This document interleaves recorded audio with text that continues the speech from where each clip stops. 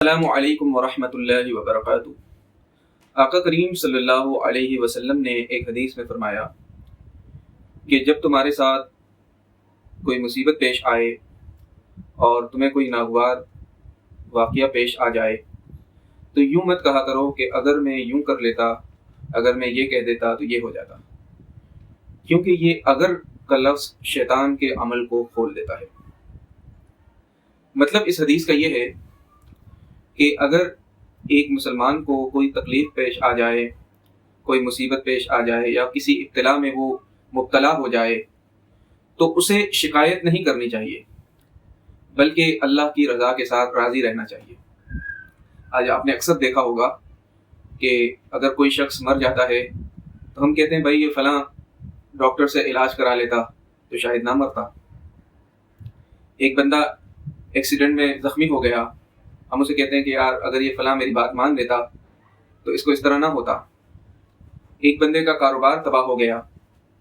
اور آپ یہ دلاسے دینے بیٹھ گئے کہ بھائی اگر یہ بندہ یوں کر لیتا تو پھر یوں ہو جاتا، جبکہ حقیقی بات یہ ہے کہ اس کے ساتھ جو عمل ہوا ہے وہ اللہ تعالیٰ کی مشیت اور تقدیر کے مطابق ہوا ہے اور اللہ کی رضا کے مطابق ہوا ہے، اور جب اللہ تعالیٰ نے اپنی تقدیر کے مطابق فیصلہ کیا ہے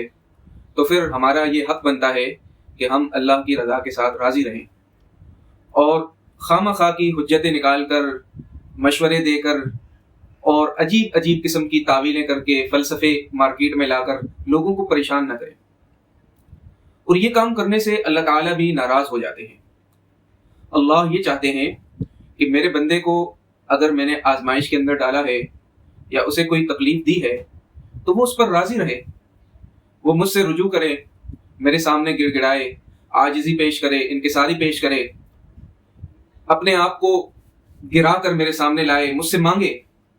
لیکن انسان نئی نئی تعویلیں ڈھونڈ لیتا ہے کہ بھئی فلاں کام یوں ہو جاتا تو پھر یوں ہو جاتا، حالانکہ یوں نہیں ہوتا، بلکہ ہر کام اللہ تعالیٰ کی مرضی کے مطابق ہوتا ہے۔ تو رضا بالقضاء جو ہے ایک بہت ہی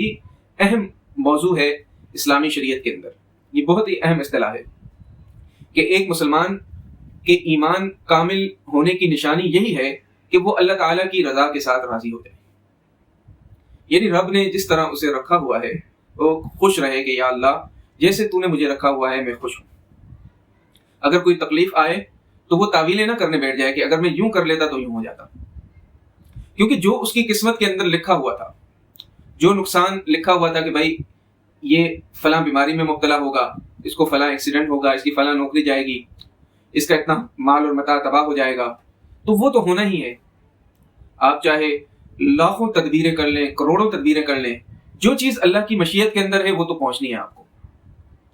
تو جب وہ چیز پہنچ گئی تو اس کے بعد مسلمان کو اللہ تعالیٰ نے یہ طریقہ بتایا ہے کہ بھائی آپ نے اللہ کی رضا کے ساتھ راضی رہنا ہے،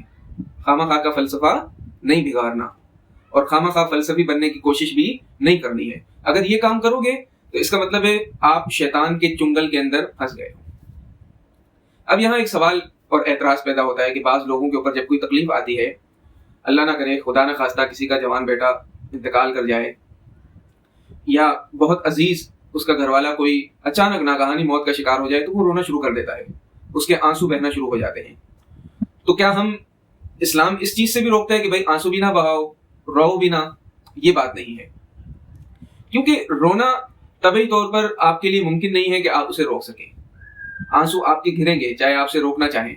لیکن اس موقع پر انسان کو اللہ کی رضا کے ساتھ راضی ضرور ہونا چاہیے۔ یعنی انسان اپنے دل کے اندر یہ خیال کرے کہ یا اللہ اگرچہ میرا عزیز دنیا سے چلا گیا ہے اچانک، اور میں اس لیے رو رہا ہوں کہ مجھے حکمت نہیں پتا، ساری حکمتیں تو جانتا ہے، میں اس پر راضی ہوں کہ اس کو تو نے اپنی حکمت کے مطابق، اپنی مشیت کے مطابق، اپنی قدرت کے مطابق اپنے وقت پر موت دی ہے، لیکن اس نے میرے ساتھ بہت سارا وقت گزارا ہے اور ہمارے آپس میں بہت محبت تھی، بہت یگانگت تھی، بہت عقیدت تھی،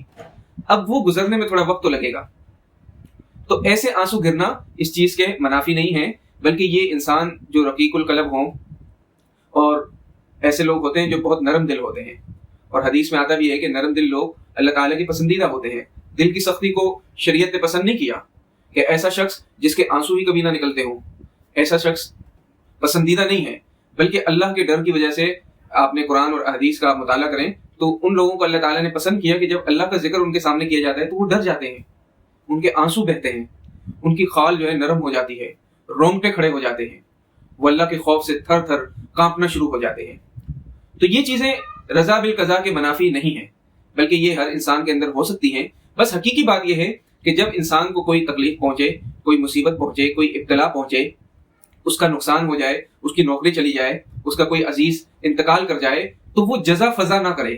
ماتم کرنے نہ بیٹھ جائے اور بیٹھ کے جو ہے شیخیاں بگاڑ کر بڑی بڑی فلسفیانہ باتیں نہ کرے کہ بھئی اگر یوں کر لیتے تو یوں ہو جاتا۔ یوں کرنے سے کچھ بھی نہیں ہونا تھا، جو اللہ نے آپ کے نصیب میں، آپ کے مقدر میں لکھ دیا تھا وہی ہونا تھا، وہی ہوا ہے اور ہمیشہ وہی ہوگا۔ بس ہمارا کام یہ ہے کہ ہم اس پر راضی رہیں۔ تو اللہ تعالیٰ سے دعا کریں کہ وہ ہمارے مقدروں کو اچھا کر دے اور جو چیز ہمارے لیے بہتر ہو اللہ تعالیٰ وہ ہمارے ساتھ کرے۔ وآخر دعوانا ان الحمدللہ۔